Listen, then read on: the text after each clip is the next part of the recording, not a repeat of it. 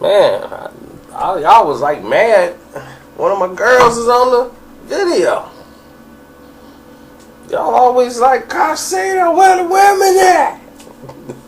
Put one of them on the video. She talking about power. People was offended. And I'm like, oh, alright. Well, I'm sorry.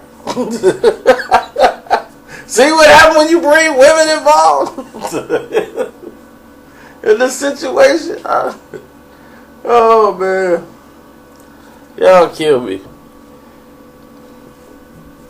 Alright, let's talk about what just happened the other night. The other night, people all requested that I do breakdowns of every episode of Power. From season 1, season 2, up to season 3. What I'm going to do is I'm going to do a recap of the entire first season. I'm going to do a recap of the second season. Then I'll do the episodes of season 3. That way it won't be 55,000 videos about Power on here. Let's recap season 1. Season 1, you're looking at the dynamics from the way it's shot and from the theme of it. This is all about Ghost, James St. Patrick, and his double life he's leading. He's Ghost on the streets. He's James St. Patrick at home. And then this is your first introduction to Tasha. And like I tell people, is go back and watch Tasha from season 1. She's very young acting. Like, she seems like she's too young, and she loves the business of being a drug dealer more than Ghost's ambition to not be a drug dealer. She loves the fact he's selling drugs. She loves that thrill. Even though she's a mother with kids, the thrill of Ghost being a drug dealer is more attractive to her than him finding some way out the business, which is quite unusual in any movie we've seen. We've always seen the girl looking for the guy to get out, or the guy has to avoid the fact that his girl knows he sells drugs. Here's it's quite different. She's embraced it. He's the one that doesn't even want to do it anymore, because he doesn't know any wrinkled up old drug dealers from the neighborhood, which is true. Most of those guys are dead in jail. That's just the facts of selling drugs. That's why people try to make their bones at 18, 19 years old, because by the time they're 25, they in a coffin. But they can say, hey man, I had a Benz. You know, I had this, I had that.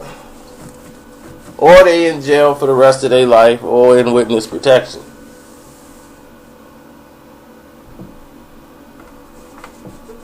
But everybody, it's about the first season is more of a directorial show-off piece, because they're showing you dynamics of people. Everybody's living a double life.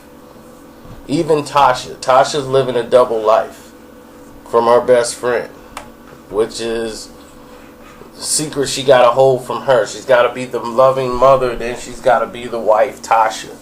So you can see a lot of mirror shots and people stripping down in front of mirrors. What that is just stripping down from one character and becoming another, and they're looking and seeing themselves through the mirror. It's like a dynamic where you see yourself as James and Patrick looking in the mirror and seeing ghosts. You see a lot of that in season 1. As people are stripping down from, they're changing clothes in front of a mirror, but they're really stripping down from one character and going into another and not liking the character they might be seeing in the mirror and want to get rid of that character. It's a very good dynamic. But Ghost's problem is he wants to control everything, and then all of a sudden getting his clubs going, everything is going smooth until his high school crush walks back into the building. And that just sends his mind goo-goo, and he starts focusing too much of his attention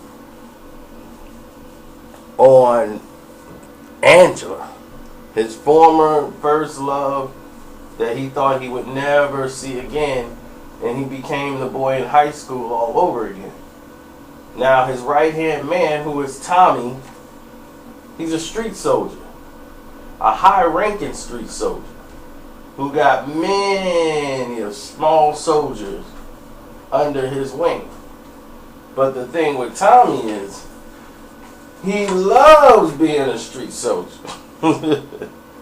He loves it. He don't want to do nothing else. He doesn't want more power, more command. His thing is, I want to be on the streets. I want an earthquake on the streets. I want people to know my name.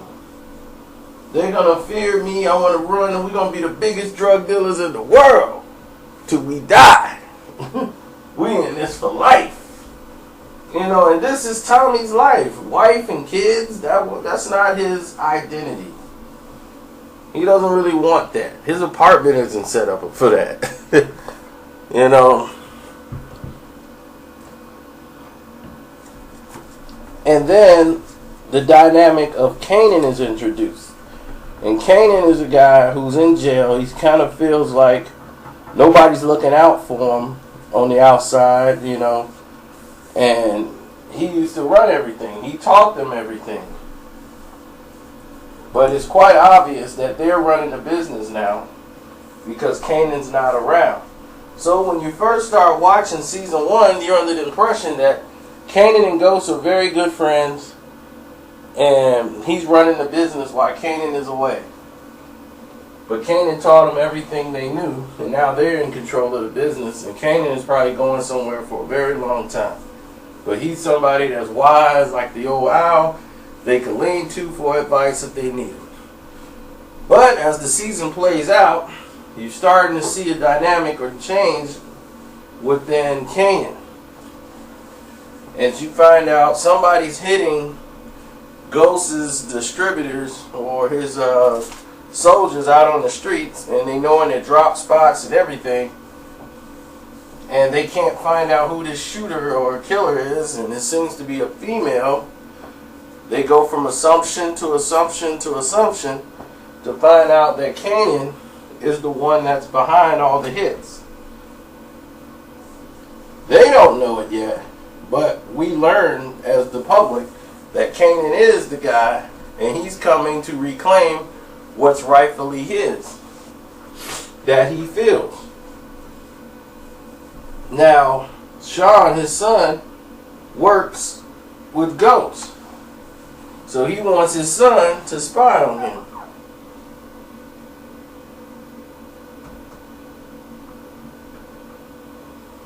As it portrays to, you know, dealing with Ghosts. And his son's only job is to feed him information and find out what's going on.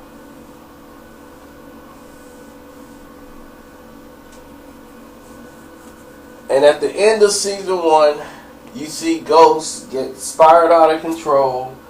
Tasha finds out about his affair. She uses Sean to get to her advantage. His family's in disarray. She's trying to hold on to the family, and hopefully Ghost realizes what he's losing. But she's more drawn to the drug dealer Ghost more than the James St. Patrick that wants to be in the club. And Angela's in love with Jamie again as old feelings come back, because she wants the James St. Patrick that owns the nightclub. Damn sure doesn't want Ghost. But Tommy finds out before Ghost does what Angela's job really is. She's a CI working for USAA. I mean, she's not a CI. She has a CI that was working for USUA. I mean, SA. And she's an agent. High-ranking cases. High criminal profile cases.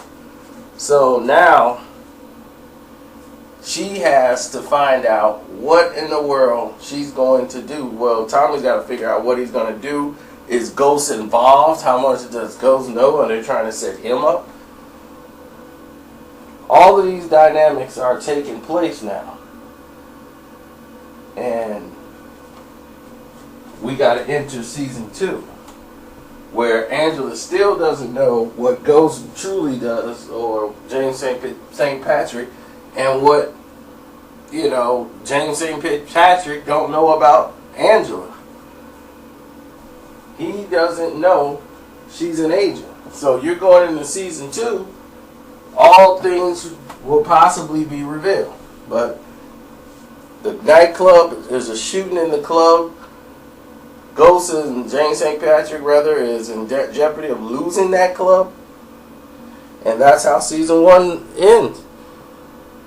He's got to hit the streets. Lobos want them to push drugs. He want all of it in, as much as they could send.